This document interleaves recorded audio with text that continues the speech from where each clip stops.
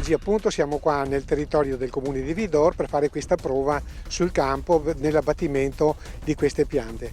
Questo è un segnale per che riguarda appunto il progetto del Life Palù, la riqualificazione in pratica dei palù del quartiere del Piave.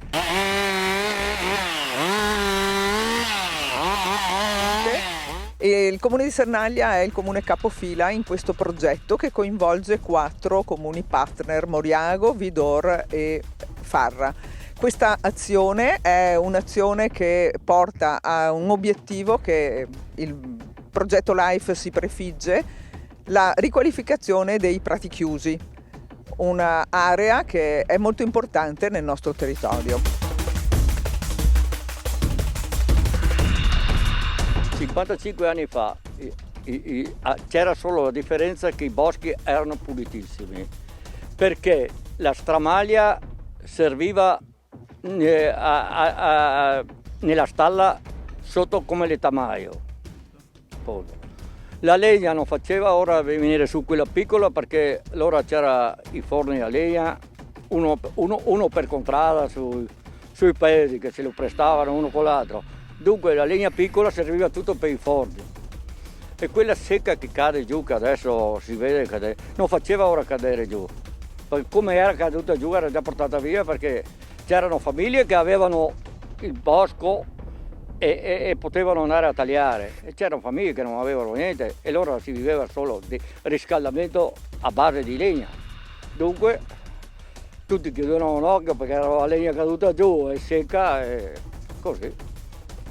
Quello che riguarda la biodiversità di questo luogo è dovuto al fatto che se noi facciamo un intervento mirato, ben preciso, abbiamo la conservazione. Se lo lasciamo andare, tutto questo sparisce. Per cui quello che noi abbiamo qui vicino è un ambiente antropico, però mirato a conservarlo.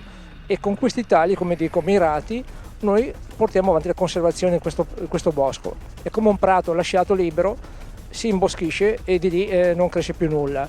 Ecco, in questi prati, in questi luoghi, il sottoscritto insieme ad altre persone accompagna i ragazzi e le scuole per far sì che questo ambiente sia valorizzato dal punto di vista naturalistico, paesaggistico, e far capire l'importanza della biodiversità su cui si vive, dove noi siamo.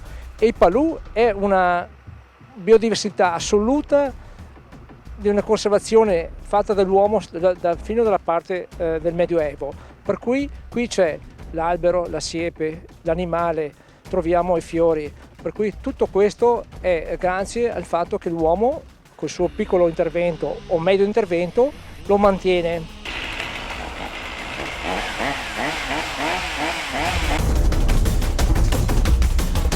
Noi nel ricostruire quello che era la sua struttura originaria cerchiamo di togliamo alcune piante, ne pianteremo delle altre, in modo da avere ancora quella produttività che c'era, che era divisa in legna da lavoro, quindi con le querce, tipo la farnia che abbiamo qui. Questa è una Quercus robur, una farnia, che serve per produrre legname da lavoro, travature, legname e così via. E chiaramente non è che vanno tagliate tutte a raso, solo quelle che sono mature, anche perché così lasciamo posto poi per la rinnovazione, che può essere naturale oppure facciamo noi le piantagioni. Ecco, da qui viene fuori un legno di qualità. Poi l'altro assortimento che può venire fuori invece è la legna da ardere, cioè le piante d'acedo. Qui abbiamo il carpino bianco, abbiamo l'acero campestre, altre piante più piccole. D'acedo vuol dire che poi ricacciano, nel senso che una volta che noi li tagliamo dai polloni si riformerà la pianta. E niente, lo scopo è proprio questo. Abbiamo scelto una pianta che fosse il più possibile dritta, avesse un fusto dritto con una fibratura dritta, e poi può venire fuori appunto degli assortimenti non da fare chissà quali produzioni, ma tipo se uno vuole farsi una panca, vuole farsi un qualcosa per la propria casa, una cosa da giardino.